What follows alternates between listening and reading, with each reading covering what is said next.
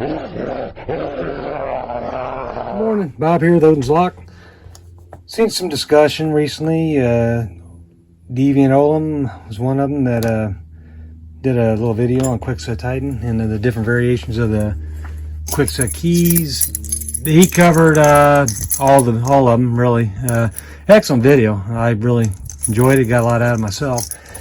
I do come across situations, to me it's not so much a matter of the key, you know, with the history and all that stuff, as it is, you know, when I come across a house, as I did here recently, every few weeks I'll come across a house where they have Kwikset, standard Kwikset, and they want to rekey. That's a double cylinder actually, and they want to rekey, but they also have a Kwikset Titan. And so the last house they gave me, I knew instantly as a Kwikset Titan because they handed me the Titan key, and so instantly, you know, I just knew I'd go ahead and cut the little notch in there with the actual working key they gave me, and I went ahead and was able to just pop it out. And I have some variations here, and these are usually what they'll look like. You'll notice because it's usually got a bigger face right here, or you'll see the size of that face is usually a little bit different. You can tell when you look at them, the difference in them. But anyway, so they wanted everything on one key, and what happens with a lot of locksmiths that don't understand how that works with the Titan when you cross keyed into a regular Kwikset system is that Kwikset standard is KW1, and it's usually going to be a 5-pin, you know, 5-cut key. Where if you get into a Kwikset Titan, it's going to be a 6-pin, 6-cut, and you know, the max makes it hard to see on some of them. This one here. There's your 1, 2, 3, 4, 5, 6. And so I was able to just pull that lock out using this. I just cut that in, and then I went ahead and rekeyed everything. So your choices are, you know, what some people do is they'll turn it into a KW5, you know, I mean a KW1. They'll take a Kwikset Titan and then they'll knock out that 6-pin. But it's not really necessary. And you know, it's one of those things that, let's see if I got what I did here recently, I keyed a place, and this isn't actually their bidding, but your 6-pin is going to be this right here. You know, you're going to have your 3, 2, 6, or 3, 2, 3, 6, 3, 5. Sorry, I look at the camera sometimes, and then I got to see what I'm looking at in my hand, so that's what I did with that. But you can also, what'll happen is when you do a Kwikset KW1 is you'll get rid of that 3 and you just start off with a 2, 3, 6, 3, 5, and that's what I did there. And so the major difference you'll see is the Titan has this ring right here. So what happens is, let me show you this right here, and Deviant Olam, he was spot on. He showed everything you need to see, but that notch right there is what's going to hit that, and it just stops. And so this piece up here will go in like a regular Kwikset KW1 or KW5, 6, whatever, but there is a difference. And so what I have also, I've always kind of had, I never really use them that much, is KW11. That's the one I have, and it's identical, you know, when you match it up. So same notch on the bottom, same on the top, and you just cut it. And so that's what I use a lot of times, KW11. There's so many things to learn about these, and you hate to really talk too much about it because Kwikset's not really exactly a high security lock. There are ways to improve the ability to make them harder to pick or whatever. I have some 7-pins, number 7 pins. These are bottom pins, and what you do is you, it's like what they call a 0 set. So no matter what key you put in, it just puts it above the shear line unless it's got a 7 cut. Well, most people don't use a 7 cut. You know, it's almost always going to be a 6 cut, you know, 6 depth, you know, but you can put a number 7 in there, and that's what I've done in the past for someone that they just didn't want to deal with changing all their locks. And sure, you can do spool pins, but it's such a wide keyway. I mean, about anything in it you can get in there. I mean, it's huge. And so what happens is, like with the situation I had, so you'll have a KW10, And so that's how that fits in there. And you'll see it lines up. But the KW10 also works in the standard Kwikset keyway. Let me pull that out of there real quick.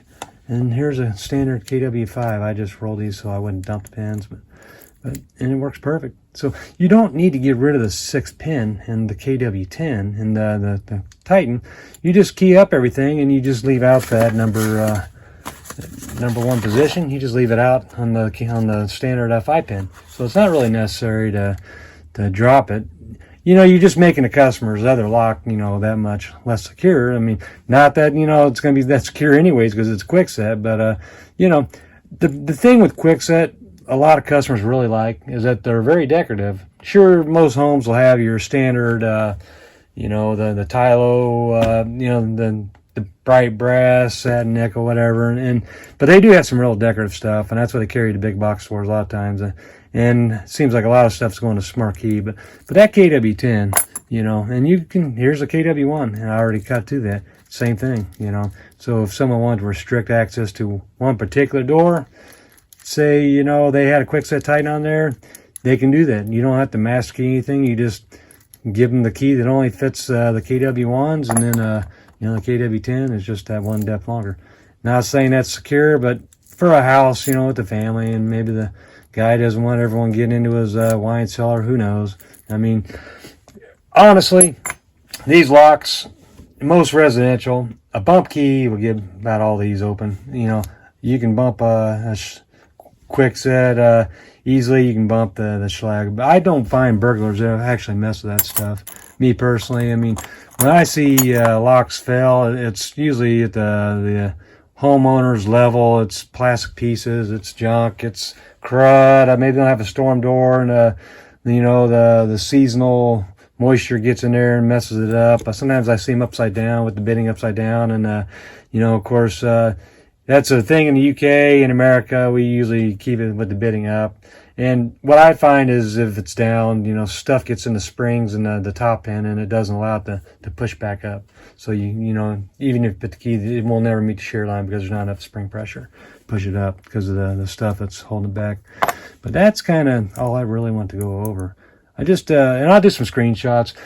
When you do Kwikset Titan, also, it's a different card. It's not a regular Kwikset card. Let me move this here. You know, I have let's see, I actually cut one out a minute ago.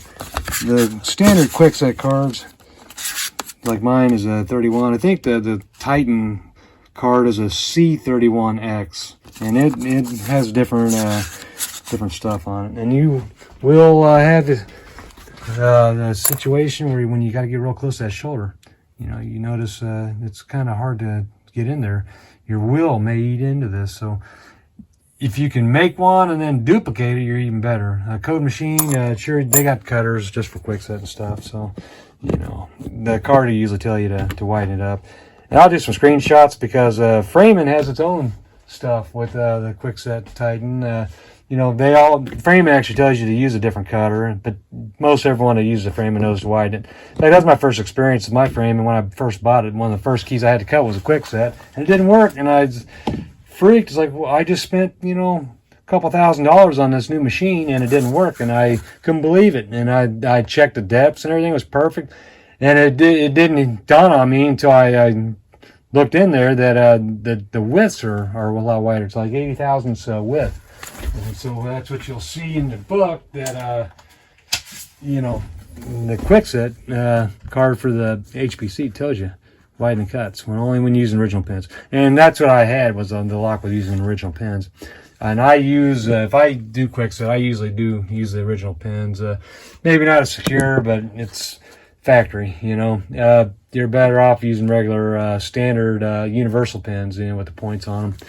And of course, if you're watching this, you probably already knew all that anyways. I'm not really teaching a whole lot. That hopefully it's people that are doing this stuff, you know, they already know all this stuff. But I did want to just mention, it's not necessary to remove the last pin in there. See, this key here, the KW1, it doesn't go deep enough to go in there to hit that. If it did, it would hit like it's supposed to. And I just popped the pin out. But and see, I use the regular mushroom pins on these. I don't, not mushroom, but the chamfered on each end. Just because I always try to keep as close to factory as possible. Not necessary, but so if you see that, that's hitting it. It really should be like this. And that's what that bottom groove is doing there, is it's actually, when you do this, and there's different reasons why they have a KW. This is just nickel plated. The KT, I don't know exactly what it's all referring to. Deviant Olem covered everything, and he did excellent job. So I'm not gonna run what he did. Go watch his channel. He's got, it's pretty recent. He has a short video and a long video, but you can see that bottom key stop right there is actually what you're changing. And sure, you know, but the KW1, unless you want to eat into that head and make that further back, you're just causing trouble. So you're better just to leave that position out. Just use a KW11 key. So that's what you got right there. Sure, I probably could have done that, but then I'd have to shave this back. So that's what you get into if you're wanting to make that way. Have to shave that back. Personally, I just use KW11s. And that's just kind of how I've done it. There are KW5, which is 6-pin, KW6, which is 5-pin. I'm not going to go through that whole spill. Watch Deviant Olem's channel. It's he covers all that, and I hate to even ruin whatever he says because he does an excellent job. And there's some wonderful videos out there covering that. But I just wanted to do a quick video on the point of this part is you don't necessarily have to go to a 5-pin if you got a house that's got all Kwikset KW1 and then 1 or 2 locks is the Titan. You can just go on ahead and just use the Titan key. Go on ahead and if you have any of the KW10s, which is what the Titan is, and then that's an aftermarket KW10.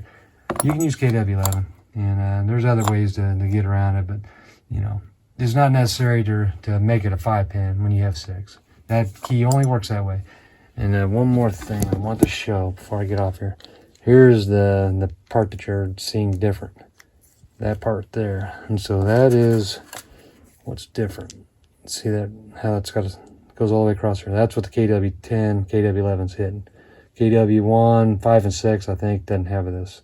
So anyways, I just thought I'd share that. It's a wonderful day. I'm hoping I think the weather's supposed to be back in the 50s all week, so I'm kind of excited about that.